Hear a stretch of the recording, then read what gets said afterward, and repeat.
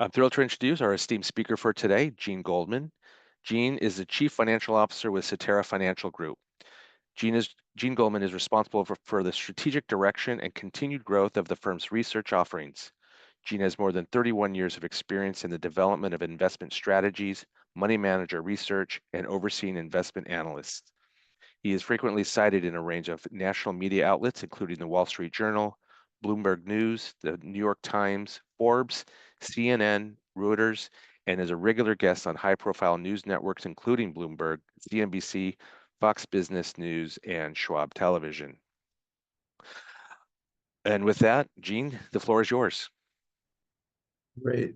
Thanks, Will. Let me just, okay, great. Well, everyone, thank you so much. I know that, I know it's early midday for all of you. I really thank you for this opportunity, and Will, thank you for the wonderful warm introduction. So what we're going to do for the next maybe half an hour at the most is I'm going to talk about our three investment themes for 2025. And these are the themes that we feel are going to drive the economy and the financial markets. So really in particular, I'll do three things. Number one, I'll talk about the markets for 2024. I know that it's okay to look back at what the markets did, but there's some really important insights that we can glean from how the markets did last year in terms of where we stand for 2025. Second of all, as you see here, I'll cover our three investment themes. These are our biggest themes that we think will drive the markets and the economy for this year. And lastly, probably the most important point of what I cover is I'll talk about why we do believe stocks could be weaker in the near term. But most importantly, given the fact that we expect a good but not spectacular year in the market, why that any pullback we view as a buying opportunity. And we've been saying this for the last couple of years, any pullback in the market is an opportunity given significant cash on the sideline, given strong earnings growth. But we'll go into all of those facts. So again, a little bit of a discussion of what happened last year, our three investment themes, and then lastly, kind of talking about the near-term market expectations. So let me dive right in. So if you look at this chart last year, and let's really focus on the S&P 500. So the S&P 500, as we all know, it's 500 names that represent the U.S. stock market. And the index last year had a very interesting year. It was for the second straight year in a row, this index returned over 20%. Second straight year, over 20%. This is the first time it's occurred since 1998. Also, we are in a bull market, and this bull market began in October of 2022. Also, if you look at the S&P 500, one interesting thing about this index is that it's market cap weighted. So what that means is that the larger names in the index contribute more towards the return. If you said, okay, let's take the S&P 500 and let's equal weight every single stock, so each of the 500 names get the same exact weight, that index, instead of being up over 20%, was up only 11%. So what that means is that basically 7 names, the Magnificent Seven, drove most of the returns, really driving about 63% of the returns. Also, you look here, last year, the S&P 500 had a record close 57 times. So if you take those 57 times and you divide it by the number of trading days last year, that's about 22% of the time. So 1 out of every 5 days the stock market traded, it hit a new record. And if you think about what's that mean from a historical standpoint, this is just the 7th year since 1953. We've had over 50 record highs in the stock market. And as a side note, the reason I like to focus on 1953 is that that was the first year the stock market went from trading 6 days a week to 5 days a week. So it's an important sort of milestone for the stock market. And then lastly, we did not see a correction last year. So a correction is when stocks fall from top to bottom by 10% or more. As a side note, corrections usually occur about once every 12 to 13 months. So it was a little bit of a rarity that we did not see a correction. So that's what the markets did last year. And it's some really important ramifications which tie into our themes, our near-term market expectations. So if you look at our three primary themes, and let me take a step back. So last year, we laid out 3 themes, and our 3 themes were simply this. Number one was that the Fed would go from being a foe to a friend. And I'm going to talk a lot about the Fed. The Fed is so important, but just bear with me for a second. The Fed goes from being a foe to a friend. That means the Fed goes from raising interest rates to cutting interest rates. Our second theme last year was that we would not see a recession, and we didn't see a recession. So I think that's great news there. And then our third theme last year was market volatility would surge. We see these big swings in the market. Yeah, we saw some volatility in January and July of last year and a little bit in December, but overall volatility was pretty tame. So if you look back and give us a report card, I'd say we're right on about 2.5 out of the 3 investment themes. Now let's turn to this year. And this year, here are our key 3 themes. Number 1, we call it the great moderation. Everything is moderating, whether it's the economy, the labor market, inflation, stock market returns, everything is moderating and slowing down. But the good news is that it's not going drastically down. And I'll come back to that in a second. But for example, the economy is not going into a recession anytime soon. Our second theme is that the Fed, while they are our friend, they are not going to raise rates. We are worried that the Fed proves to be not as good of a friend as we thought they were. And really, what that means is that we expect the Fed to cut rates less than they said they would last year. We'll talk about reasons behind that in the Fed, of course. And lastly, given our expectation of things are slowing down, the data is slowing down, the Fed doesn't cut rates as much as was anticipated last year, you could expect a little bit of volatility. And to mitigate against this volatility, look at diversification. Diversification is a very simple strategy that basically says allocate to different parts of the market, stocks, bonds, small cap, large cap, different parts of the market in a goal to reduce volatility. We think in a period where we're going to have a year that's good but not great, any pullback remains a buying opportunity, and diversification is the important strategy. So let me go into each of these 3 and spend some more time talking about them. So the first theme is the great moderation. Again, everything is slowing down. And the best way to look at this is U.S. economic growth. Also, as a side note, all my slides are organized in the same way. Horizontal axis is time. Vertical axis is a data point. So in this case, this is plotting U.S. GDP. GDP is our economic output. And you see since 2021, GDP, our economic growth has slowed down pretty consistently. And you see the red arrow. Our economy is moderating. It's not going bad. And I'll talk about that in a second. It's just slowing down. It's just moderating quarter by quarter. One better way to look at this is this. It's called the Economic Surprise Index. And what this is that every time a data point exceeds expectations, the line moves higher. Every time it misses expectations, the line moves lower. See on the far right-hand side, economic data is starting to miss expectations. Is it super bad? No, it's not super negative. All it is that the data is slowing down. It's moderating. Clearly, the economy is doing okay, but the overall data is starting to moderate. So a lot of times, people ask, are we in a recession? Are we headed to a recession? And one of the things I like to point at is if you look at CNBC, and CNBC did a study, I think 3 or 4 months ago, and they asked you and I, they asked consumers, and they said a simple question: Are we in a recession right now? And 59% of Americans said we are in a recession. And I want to talk about why we don't see a recession. So if you think about when you and I went to high school, when we went and studied Economics 101, we learned from our economics teachers that a recession is 2 quarters of negative GDP. That's what my teacher, Dr. Winslow Smith in Acton, Massachusetts, said. A recession is 2 quarters of negative GDP. But unfortunately, Dr. Winslow was wrong, because remember, in 2020, we had a 2-month recession, right? So what a recession is actually defined by is a group called the NBER, the National Bureau of Economic Research. And they're a think tank, and they're nonpartisan, and they look at 6 key factors. And based on these factors, they decide if we are in a recession or not. They don't look at how long it is. They don't look at time. They look at, are we in a recession based on these 6 factors? You look at these 6 factors here, like employment, like manufacturing, like industrial production. None of these factors are anywhere close to flashing a recession signal. So the NBER is not going to declare a recession anytime soon. What about us? Here at Cetera Financial Group, we don't see a recession either. I think that what you want to look at the most is this slide here, why we don't see a recession. There are parts of our economy in recession, and there's 2 key areas. You look at housing. Housing is because of high interest rates, high mortgage rates, also low inventory, but also manufacturing. If you think about during COVID, we had a very services-led recession. So we couldn't go to bars, we couldn't go to restaurants. So what we did, we just bought stuff. We bought TVs and Peloton bikes and just stuff. But after COVID, we had all the stuff we needed, so we just didn't buy as much. So because of that, manufacturing really weakened. But if you look at this chart shows two of the most forward-looking indicators for housing and manufacturing.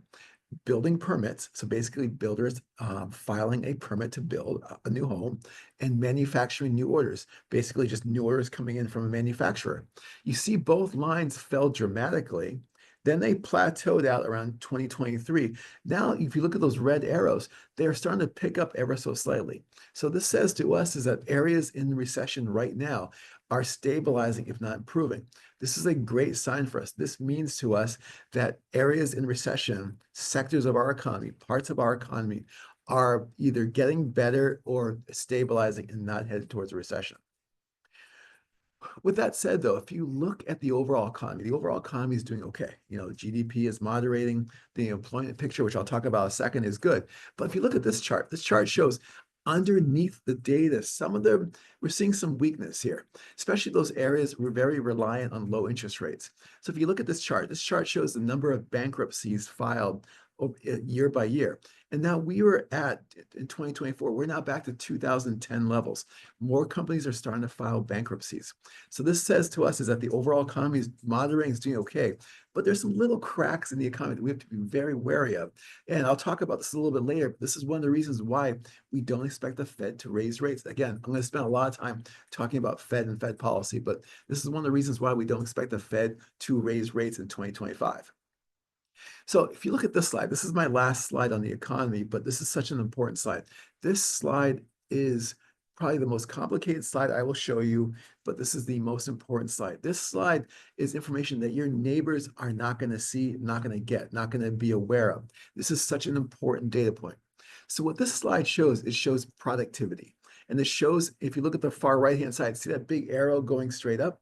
That's a surge in productivity. This is a rise in productivity. And simply what this means is that a rise in productivity is the same number of people producing more stuff. Again, the same number of people producing more. And what that means is that, you know, they're using either technology or artificial intelligence, they're just working longer hours. But there's a huge surge in productivity. Why do we care? Because if you look at those red circles, every time productivity has risen like it is right now, those red circles show that we've exited out of a recession, and those gray bars are recessions every single time. So every single time productivity rises, we have exited out of a recession. So let's kind of explain this. Let me use a simple example. So I know right now I'm traveling. I'm in Philadelphia, but I live in Santa Monica. So let's say that as I live in Santa Monica, let's just say that I'm a manufacturer of Santa Monica tourist stuff. Okay, I manufacture tourist products, and let's say that, you know, I'm manufacturing. I'm a small business owner, and let's say all of a sudden we hit a recession. So what do? I go down to my factory floor and I tell my workers, I go, listen, you know, unfortunately, we are in a recession. We are hitting a recession. And as a small business owner, I can't afford to keep you on. So I unfortunately have to lay people off. It's sad. It's awful. I go in and I lay people off. Then as we progress through the recession, we have fiscal stimulus, like the government adds money, you know, provides economic support. You have monetary stimulus. The Fed cuts rates. And I'll talk about this a little bit later. All this taken together is that we start to move out of a recession. We start to go into a recovery. So all of a sudden people start calling me saying, I heard you have the best products in Santa Monica. You have the best tourists. You have the best snow globes, the best, you know, surfboards in Santa Monica. I want to start buying your products.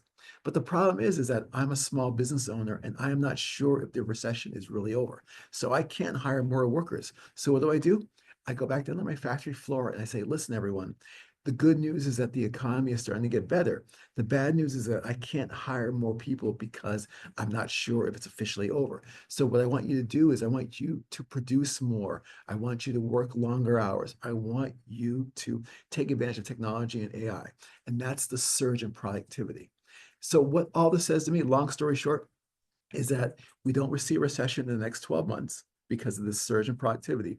But more importantly, this says to us, we already had a recession. We just didn't feel it. I think our best guess is that we had a recession in March of 2023 during the whole banking crisis. But because the recession was so light and so fast, we just didn't feel it. The Fed came in quickly and dealt with that potential recession. So long story short, I know there's a lot of talk lately of maybe a recession or maybe the Fed makes a mistake.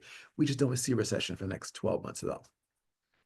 One thing a lot of times people ask is, well, what's a good way to monitor economic data? And we're a big believer in watching copper prices. Copper, I know. I was talking to Will and Matt earlier, and they're like, Gene, copper? Who cares about copper? And their comments were, copper is only used for pennies and for Moscow mule mugs. Well, listen, copper is used for so many other reasons. It's a great real-time indicator of our U.S. economy. The average American car has about 50 pounds of copper. The average American home has about 400 pounds of copper. See on the right-hand side, copper is starting to pick up. The economy is starting to get better and better and better. So I know I spent a lot of time on the economy. Let's talk about another area that's moderating. The labor market is moderating. So if you look at the labor market, if you look at the unemployment rate, so the unemployment rate is the number of people unemployed divided by our population.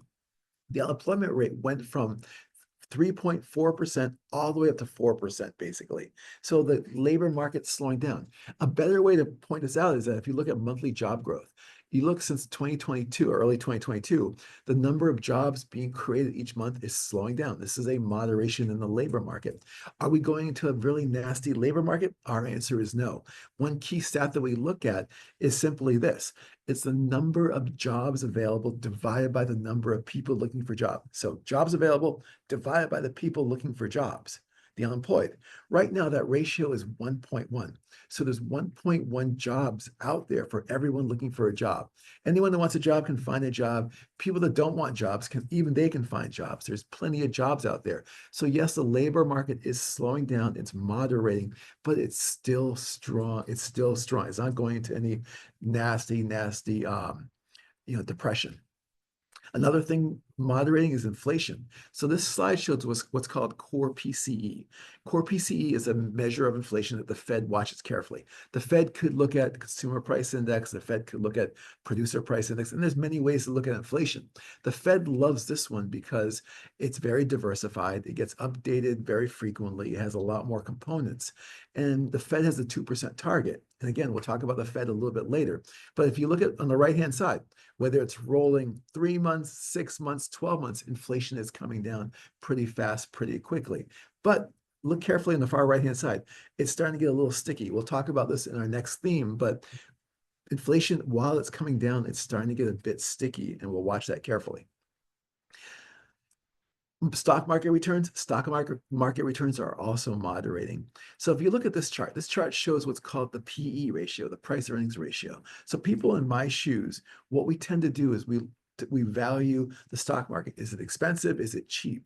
And one very common measure is something called the price earnings ratio. Price of the stock market divided by the earnings, so PE ratio. Higher is more expensive, lower is cheaper. Look on the far right-hand side, the PE ratio on the stock market on the S&P 500, remember that 500 stocks, that's at it's at over 22. It's near a record high. It's pretty expensive. If you look at the long-term average, 10-year average, that light blue line, it's about 18.5. Again, today it's around 22. If you look at the 20-year average, it's around 16. The stock market is pretty expensive. Keep in mind, we've had expensive stock markets in the past, but you need low inflation, you need low interest rates. Inflation and interest rates are coming down a bit, but they are not low yet. And this says to me that the markets are pricing in everything needs to be exactly perfect. No mistakes, no geopolitical risk, nothing. Everything is priced to perfection. And this is what worries us. So what this says to us is that we do think market returns near term could experience a pullback, maybe a correction, and I'll come back to that a little bit later. Market returns are starting to moderate a bit. So our first theme, and I spent a lot of time on the economy, but our first theme is simply this: the great moderation. The economy, the labor market, inflation, everything is moderating, not going drastically bad, just slowing down. And a lot of the data that's slowing down is what the Fed looks at in terms of interest rate policy. So our second theme is simply this: while the Fed goes from being a foe to a friend, goes from raising to cutting interest rates, the Fed is not going to be as good of a friend as we thought they were. They're not going to cut rates as much as was anticipated last year. So before I talk about the Fed, let's kind of take a step back. I really want to spend a little time in terms of explaining what the Fed does, because you hear like people on TV, on CNBC and Bloomberg, they talk about the Fed, Federal Reserve. But let's kind of get on the same page and talk about what this means. So the Fed is the Federal Reserve. They are in charge of U.S. monetary policy. They do a bunch of different things. They want, things with interest rates, things with money supply, but really everything they do is tied to what's called their dual mandate. And the dual mandate is basically simply this, that they want to make sure, number one, we all have jobs. Number two, that inflation is kept in check. Very simple. So everything the Fed does revolves around the dual mandate. Make sure we all have jobs and make sure inflation is not high, it's kept in check. So what does the Fed do?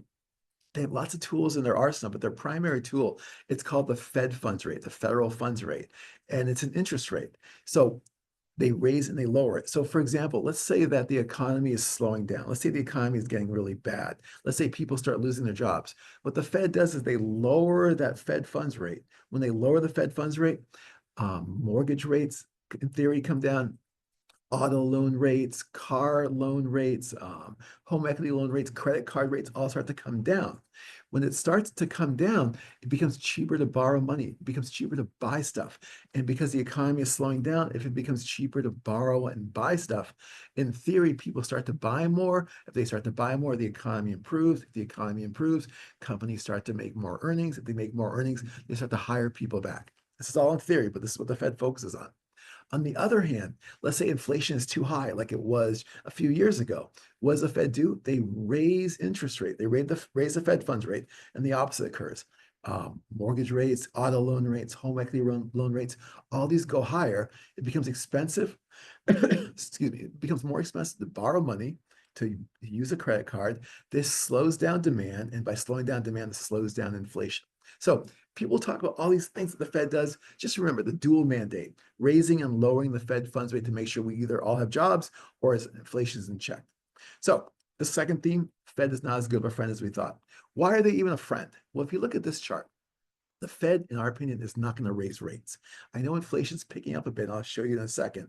The Fed, in our opinion, is not going to raise interest rates. They are, if you look at this chart uses market probabilities.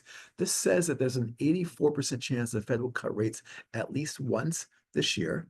There's a 50-50 chance they'll cut rates at least twice this year. So regardless of how you slice and dice the data, likely the Fed either does nothing or cuts rates. We don't see the Fed raising rates at this point because they cut rates by 1% last year.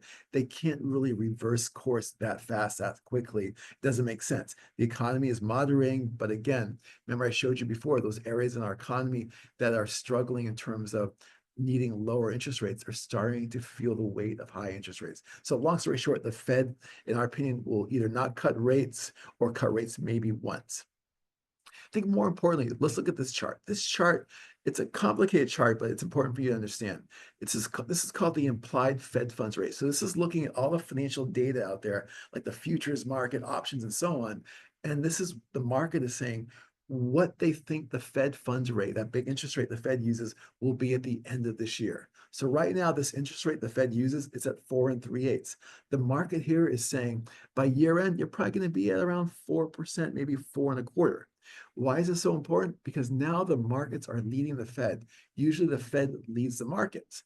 If you think about December of last year when the Fed indicated what they expect to do in terms of cutting interest rates, in December, they said they'd cut rates twice this year.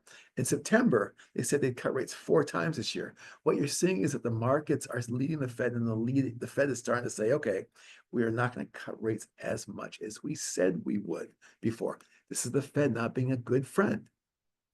I think if you also look at the 10-year Treasury yield, so the 10-year Treasury yield, it's a good proxy of sort of inflation in our overall economy. Since the Fed first cut rates back on September 18th, this thing has just skyrocketed. It's gone up and up and up because basically more inflation in the economy and more economic growth.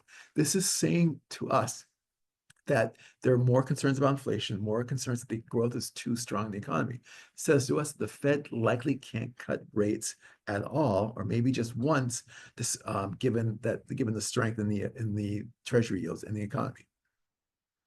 And then you think about inflation. I touched on this before. Yes, inflation is slowing down, but now there's concerns, especially around tariffs. We'll talk about tariffs a little bit later, but tariffs and spending and debt, that inflation is picking up. This is from the University of Michigan Consumer Survey. And they're asked, there's many questions in this survey, but one simple question is, where do you see inflation 1 year from now? 2 months ago, this was at 2.3% or 2.5%.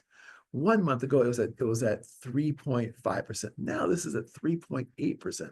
Inflation expectations are surging dramatically. Soon the Fed needs to realize that there's inflation picking up quickly and they can't cut rates as much. Because remember, when inflation is rising, the Fed usually has to raise rates to slow the inflation down. We don't expect the Fed to raise rates, but this is basically saying the Fed, they can't cut rates as much as they said they would last year. The Fed is not a good friend. They are a friend, but not a great friend. So our first theme is that the great moderation, everything is slowing down. The second theme is that the Fed is a friend, but not a good friend. The third theme is simply this: diversification is back. So diversification, so you and I are on the same page. It's putting exposure to different parts of the market. The goal here is to invest in investments that some zig when the others are zagging. The goal here is to reduce volatility, to reduce uncertainty.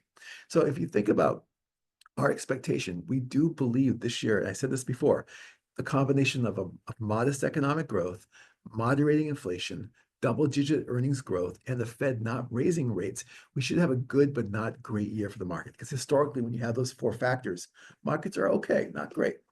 We do expect, though, any pullback in the market is a buying opportunity because of this expectation of a good but not great year. So our perspective is that near term, we do think that markets could be weak. We could see a sell-off. We could see a correction. Again, a correction sounds scary, but a correction occurs once a year on average, and it's a normal part of investing. Again, a correction is stocks falling from top to bottom by 10% or more. So why do we feel that markets could pull back, maybe a correction? 3 key reasons. Number one, you have uncertainty around the Fed. So we talked about that. The Fed said last year they would cut rates 4 times this year. Now they may not cut rates at all. Second is the rising bond yields. Remember, I showed you that 10-year Treasury yield. The 10-year Treasury yield is highly correlated to mortgage rates. And as the 10-year Treasury yield moves higher, mortgage rates go higher. This is why, if you saw the data today, we saw mortgage applications came in lower than expected. Mortgage refinances came in lower than expected. So we do believe uncertainty around the Fed. We also believe rising bond yields are also a pressure for markets near term. The third reason, I don't have a good way of saying this, but the third reason is that we do expect to see some weirdness in the market. Weirdness, I'm sorry, it's not a great word to say, but there's just some weirdness that we're seeing in the market right now. So what do we mean by weirdness? If you look at this chart, remember the S&P 500, the stock market broad benchmark? Since our last correction on October 27th of 2023, the stock market has gone up nearly 50% straight up, okay? Stocks don't do that. Stocks need breaks. They need to take a break. So this huge surge in the stock market without taking a break, this has created significantly high valuations, as we talked about before. And this just, like ignoring every little aspect, geopolitical risks, rising inflation, slowing economic growth, anything you want to look at, the stock market has ignored all of this stuff. Another thing about the stock market is that there's too much optimism. So optimism in the stock market is a contrarian indicator. When everyone thinks one thing, when everyone feels excited about something, historically, the opposite has occurred. So you look here, this is the Consumer Confidence Survey, and the Consumer Confidence from the Conference Board, they ask a bunch of questions. One question they ask is simply this: do you expect stocks to rise in the next 12 months? Right now, there's a record 59% of us believe the stock market is going to be higher within the next 12 months. That's unprecedented. It's a record level. And anecdotally, you look at my mom who's never bought a stock in her life, is calling me every day saying, Gene, we should buy this stock. We should buy this stock. Again, there's so much confidence out there right now. Unfortunately, it's a contrarian indicator. You look at this chart. This is from our friends over at the Fed. The Fed, they plot, this chart shows of financial assets, what percent are in equities. Right now, there's a record 43.4% of assets, our financial assets, are in stocks. And you see this chart goes back to the 1950s. We have never seen this much excitement and optimism in stocks. Unfortunately, It's a contrarian indicator. This is what concerns us near term. Also, we have concentration in the stock market. So remember, the stock market had the S&P 500, that broad stock market benchmark, has 500 names. In those 500 names right now, 10 names represent 38% of the index. So 10 names represent 38% of the index. The other 490 names represent 62%. So there's 10 names that are contributing and driving most of the returns. And when you have some of the news recently, especially around artificial intelligence, especially around DeepSeek, around those companies that could potentially offer a cheaper version than say, OpenAI. And I'm not making a recommendation on any of these companies, please. I'm just giving you a perspective. When you have some of these companies who have spent a ton of money on artificial intelligence, now there's a cheaper alternative out there. Yes, I know there's discussions, as a Chinese company, maybe they borrowed some technology, whatever it is. This just opens the possibility that there's a cheaper way to build a large language model. As a side note, I want to talk about this for a second. We are in a huge data revolution. We are producing so much data out there. This is why AI, artificial intelligence, to me, it's like electricity back in the 1890s. It's huge. We just don't know how big it's going to be. But if you look at the data revolution that we're in right now, you need large language models like OpenAI, like ChatGPT, for example, to go through and take that data and use it and process it. Now you have other large language models that are being created at a cheaper price. Think about you're one of those big Mag 7 companies or top 10 names that invested a ton of money in that technology that you're not getting the returns yet, and there's cheaper versions of it coming out. This is something that's concerning us. And you saw some companies releasing earnings just a little while ago. Earnings they beat this past quarter, but now they're starting to say, well, maybe our expectations may not meet those, our results may not meet those expectations. So long story short, some near-term concerns, especially when you have a very top-heavy index and one of these companies could hit the rest of the index. Another thing that we're concerned about right now is a strong dollar. You look at this on the right-hand side, the dollar has surged about 8% in the last couple of months. This is a big move in the dollar. We care about this because if you look at this chart on the left-hand side, right now for the S&P 500, foreign revenues represent about 41% of overall revenues. It's a big chunk. So a stronger dollar suggests that goods sold outside the US are much more expensive. This is a headwind on earnings. As a side note, I know there's a lot of discussion around President Trump trying to weaken the dollar. I think it's going to be very difficult for him to weaken the dollar because we are a record exporter of commodities. We are a record exporter of oil. We see about 27% of our treasuries being bought by foreign investors. All three of those, you need dollars. And you need dollars to buy our commodities, to buy our treasuries. That puts artificial demand on the dollar. This is going to keep our dollar stronger for a lot longer. Plus, the dollar, we have higher interest rates here versus a lot of our other foreign nations. Higher interest rates also puts more pressure on the dollar. Long story short, the dollar is going to be strong for some time, in our opinion. The other perspective why stocks could be weak near term is just government debt and the ramifications. So you look at this chart. This chart comes from our friends over at the Congressional Budget Office. This is the CBO. This is a nonpartisan group. And if you look at the dark lines, the purple lines are actual numbers, and the light blue are estimates, are expectations. And this is debt as a percentage of GDP. The debt in our country is significant, the government debt. And the ramifications are, it could impact corporate tax rates. I know that President Trump's part of his campaign promises were to lower corporate taxes. Unfortunately, if you want to lower corporate taxes, given how our government is right now, you need to generate positive revenues on that side. Unfortunately, with debt so high, the leverage point for positive revenues is going to be pretty low. Also, if you look at our corporate tax rates relative to other G7 nations, it's tough right now. We're pretty close to other G7 nations. So I don't think increasing government, I don't think that we'll be able to cut corporate taxes as much as expected. And one side note, I know I'm talking about President Trump and the administration. I am not a political person. I'm not a Republican. I'm not a Democrat. I'm independent. My job here is to sift through the data to say, what does this mean from a market economic perspective, and what are the investment ramifications?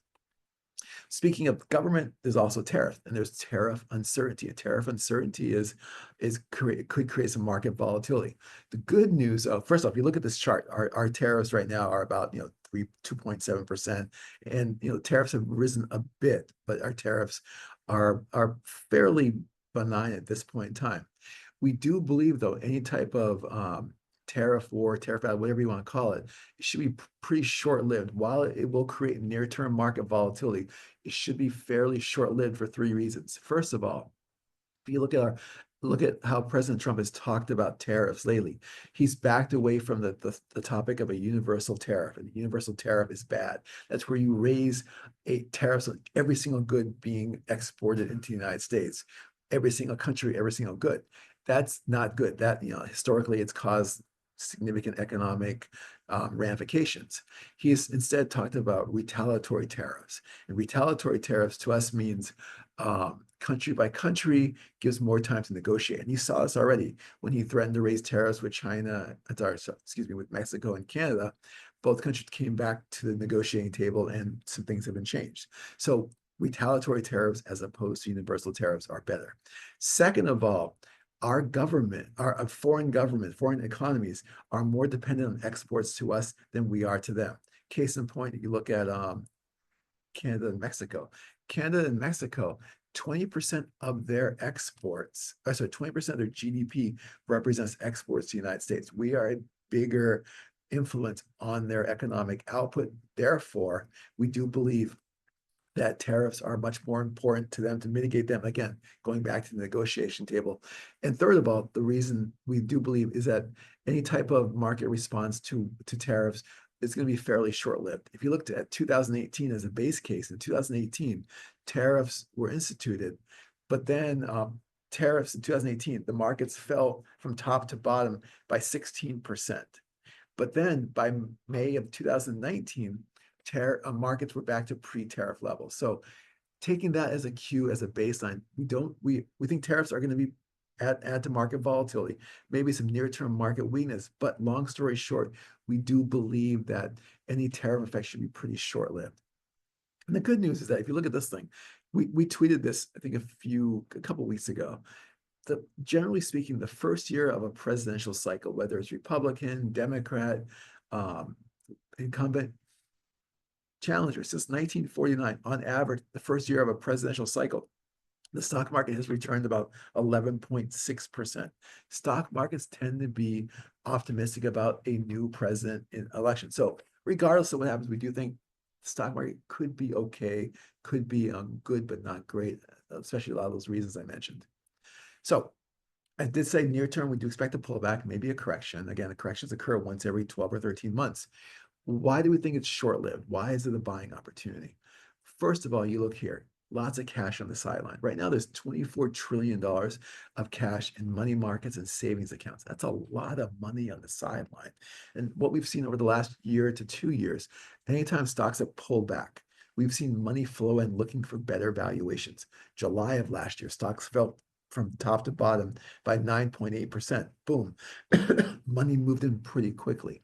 Same thing. We do expect any pullback to be met with some money coming in to the stock market. The other reason is simply this. There's the old adage, earnings drive stock prices. As earnings increase for a company, investors tend to be attracted to those shares of those companies. So you look for next year for the S&P 500, and that's that purple bar in the red circle, you see the markets are expecting earnings to rise about 14.7% for this year. It's a pretty good number. Sooner or later, especially if markets pull back and valuations improve, you will see investors start to say, okay, let's start to look at those companies. Let's start to go back into the market, given the fact that earnings look pretty good. So as I kind of wind down, just as a reminder, we have three themes. Our first theme is that we call it the great moderation. Everything is moderating. Everything is slowing down. Not drastic, but just slowing down. Second of all, the Fed is a friend. They're not raising rates, but they proved to not be as good of a friend as we thought they were. And our third theme is simply this: use diversification, use exposure to different parts of the market. Why is diversification such an important strategy? If you look at this chart, it's my last slide, but it's a very complicated one. And just bear with me for a second. What this slide shows it shows stock market returns over the last 45 years. See those bars? The bars that go up, that's a positive year for the stock market. The bars that go down is a negative year for the stock market. And those little red rectangles are what's called the average, or it's called the intra-year loss for that year. So the pullback, the sell-off, the decline, the weakness in that year. So what this overall slide shows you is that in the last 45 years, the stock market has been positive in 37 of the last 45 years. The stock market has a naturally upward bias. It makes sense because our economy is growing, our corporate earnings are growing. But in those years, those 45 years, the average intra-year loss, the average pullback, the average sell-off, the average decline is negative 14.1%. All this says is that pullbacks, sell-offs, that we think a sell-off near term is coming, is a normal part of investing. It's a normal part of investing. These corrections, if they occur about once every 12 or 13 months. This is so very important. So what do you do? Two things you have to do. Number one is make sure you're diversified. Exposure to different parts of the market. Exposure to whether it's stocks, bonds, small cap, large cap, international, US, whatever it is, be diversified. Help to smooth out those intra-year losses I talked about. The second thing you want to do is make sure that you are not too aggressive or not too conservative relative to your long-term objective. How do you do that? Stay in contact with your advisor. You know, here at California Coast, make sure you're talking to Will, talking to Matt, talk to them. Keep them updated in terms of what you're doing, any changes in your lifestyle, any changes, anything. You win the lottery, you don't win the lottery, whatever it is, call them, reach out to them, because they need to constantly review your portfolio to make sure that your portfolio is not too aggressive nor too conservative relative to your long-term objective. So, one last thing I want to leave you with before I take some of the questions is simply this. You know, please follow us on X, on Twitter. My team is called Cetera. I am Cetera Investment Management. We're the back office behind California Coast. We tweet multiple times during the day, or follow me. You know, please, Gene Goldman. You know, one thing about this year, I have a New Year's resolution, is that I want to have more Twitter followers than my mom. I live in California. My mom is an hour outside Boston. And every time I go home for the holidays, I go home for Christmas, I go home for Thanksgiving, my mom, she shows me her phone. She's like, Gene, look, I have more Twitter followers than you. So please help me. Please follow me on Twitter, on X, because I can't compete with my mom. My mom tweets about New England Patriots scores, who the Patriots should draft. She tweets about dogs that need to be rescued, which is amazing. But she also tweets about weird political stuff. So again, you don't want to follow her. So follow me, please. So with that said, I'm going to show you some disclosures for a second. I won't read these all, but they are there for you to look at your own time, and then disclosures. And so with that said, let me kind of go back and just check on some of the questions. I know a bunch of questions came through. I will go through these pretty quickly before I turn back over to Will. So let me read the questions. And so let me just a reminder to everyone that if you do have a question, you know, feel free to put it in the chat or in the Q&A section, so that way Gene can answer those questions for you. Yeah, thank you. So the first question, it's just comments from Sarah. Thank you, Copper, for water services and FIG. Yes, so copper is a real-time indicator of the U.S. economy. Because a lot of times we get economic data like 30 days after quarter end. You know, there's other data. As a side note, there's a data point that I love. It's called the ISM. ISM, the Institute of Supply Management. There's a manufacturing PMI and a services PMI. It's a first look at the prior month's economy, but that still comes out about maybe a few days after month end. Copper is great because copper, you know, given the high correlation to our economy, also 50% of the world's copper supply is used by China. So it's a great indication of how the Chinese economy is doing. So definitely look at that. Lisa, comment about, first of all, thank you for the comments about the jobs. So Lisa's comments are basically, and I get her point. She's like, while we have more jobs available than people looking for jobs, there's also some skills mismatch. And I get that. It's just, broadly speaking, though, we have more jobs than people looking for jobs. But yes, there is some skills mismatch in terms of why some people can't get jobs. I definitely get that.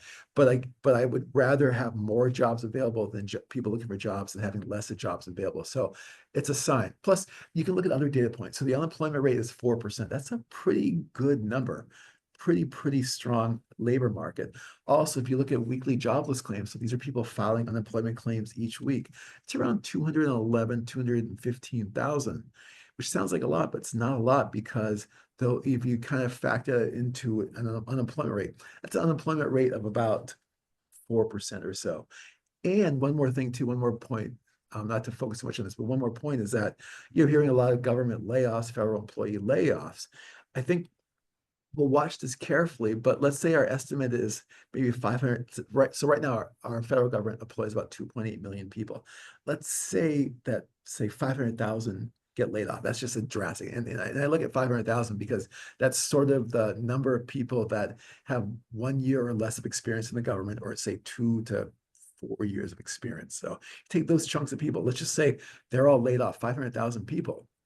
If you look at our labor market, we create about 160, 170,000 jobs per month. It's about 3 months to get those jobs back. So I know it's not great. I know I'm putting a broad brushstroke on the labor. I totally get that, but I would rather be like signs of a stronger labor market than as opposed to having fewer jobs and people looking for jobs. So thank you for the comment. I do get your point. There is a skills mismatch. Ryan, thank you for the comment. Okay, sorry. Another comment regarding tariffs. So there are tariffs are coming. I'm not sure if there's a question here, but yes, tariffs are being announced. I do see that, and I do see the concern. So the question is around tariffs and around immigrants and workers, being kicked out. I do expect both to be fairly inflationary. I do, and that's why if you listen to the Fed has said they really can't understand this data that well. They can't really navigate through because these uncertainty around tariffs and around the President Trump's deportations, it adds inflation that they can't really be too careful. They can't really gauge, because remember the Fed is very data focused. So there are some inflation concerns, and that's why the Fed speakers over the last 2 weeks or so have really been focusing on we need to see what comes out of the administration before we can make any types of decisions. But what the ramifications are, what we're watching carefully is that those industries that are very labor intensive, we're a little bit cautious on. So like consumer discretionary, like healthcare a bit. I like healthcare overall, given aging population, but healthcare a bit very labor intensive. Also, if you look at technology to an extent. So those areas we're a little bit cautious on right now, but overall, I know I'm kind of babbling, I apologize, but a lot of great questions here. I think I got one more question before I turn it over. So from Sarah, your presentation looked like the market is pretty strong. Yeah, so the long story short from Sarah is that what's the impact on the on these layoffs in terms of different regions of the economy? It's a great question. These government layoffs, while we do a very broad brushstroke in terms of it's not going to hurt our overall economy, but there will be some impact, especially regional areas where there's heavy government employees like Washington, like San Diego. There could be some uncertainty in those areas, especially Washington, D.C., given the number of employees. We're watching it very carefully. I think the good news is that, again, as I mentioned before, our economy is creating 170,000 jobs per month. So there is some mitigation to that. But again, if you're losing your job, it doesn't help by saying, oh, the economy is creating jobs. So I get that. Something we have to watch very carefully. So thank you for the question. Oh yeah, well, I got that. Okay. Last quick question. Gold and silver. I don't really track gold and silver. I mean, we watch them, gold is up, what, 11% this year. Gold is usually used as a defensive mechanism, as a way, to mitigate against inflation or defense. But the problem is that if the dollar is strengthening, this puts downward pressure on gold because gold is priced in dollars. But what I just said is wrong because gold is up 11%. Again, I would be more, if you're going to use some gold or silver investments, maybe be more diversified and use a commodity investment as opposed to strictly one gold or silver because you're betting on one single commodity. So with that said, I know there's some more questions, and I know Will and Matt will definitely forward them on to me if there's more questions, but I really want to thank you so much for taking the time.